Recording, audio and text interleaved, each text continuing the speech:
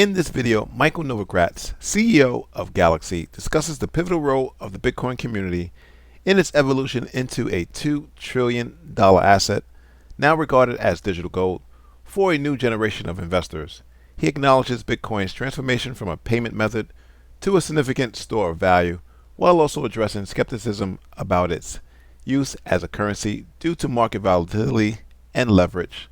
Mike highlights a positive regulatory shift under the current administration that could promote further innovation into the crypto space. Was alive, but I don't think he is. I'm sure he'd have a big smile on his face. It was a great technology, but it's really the social construct that people learn to understand it and trust each other. Yeah. And so in a lot of ways, this is probably the greatest example of a broad-based coalition of people coming together to do something really spectacular. There is. And so I think, before we talk about price, I just want to recognize the moment, because $2 trillion asset in 15 years coming out of a guy's idea is pretty stinking spectacular. It is, and I think there's a generational significance here as well. Many of the people who have made a lot of money in this are on the younger side, and maybe you look at what's, good luck trying to get into real estate, good luck with the stock market. This is a protocol that really has kind of minted a new generation of millionaires and maybe more at this point. A lot of people are also who have been, kind of the real buyers, have sticky hands or whatever you want to call it. I mean, there's people I know and who who have made a lot of money on this, and they still insist they are never selling. Why is that?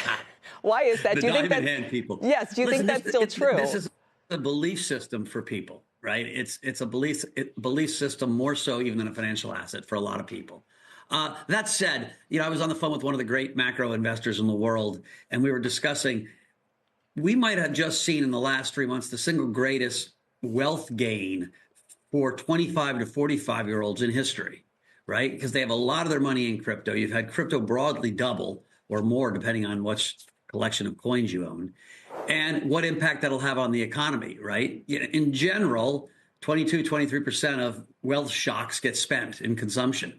And I think you're going to see, the tables at Miami are going to get bid back up on the Miami nightclubs, and people are going to be buying houses and cars. And so it'll be interesting to see if the Fed has an input of an increase in consumption from this massive wealth gain that a bunch of young people have made. Oh, totally. Let me ask you still, for the skeptics, Mike, and even myself, when a neighbor of mine works at Coinbase, and I remember sitting down with him during COVID, and he wrote out the whole thing, he explained it all, and I thought, okay, I intellectually understand how this is unique and can be a valid and novel store of value, basically. But let's remember, this was also created with the idea of it being a unit of currency, a kind of native currency to the internet. No one wants to spend it anymore. We all want to hold it.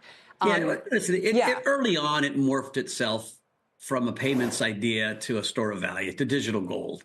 And if you just simply think of this as the new generation's gold, it is a store of value. It will go up when people want it. It will go down when people say we don't need it.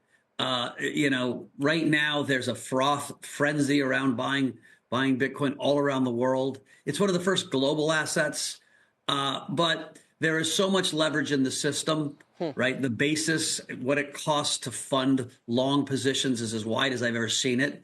And so will it last to the end of the year? I think so.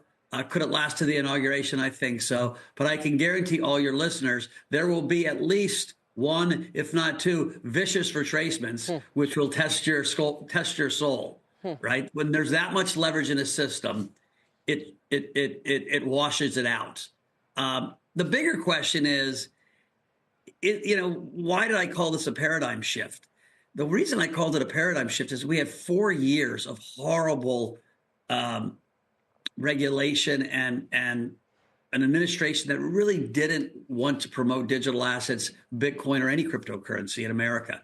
And America literally leads the world in regulation. If it doesn't work here, it's very hard for it to work elsewhere.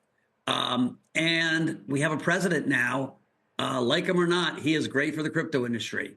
He has said early on he was going to be a crypto president, a Bitcoin president. He's got a cabinet full of believers, full of people that are long crypto.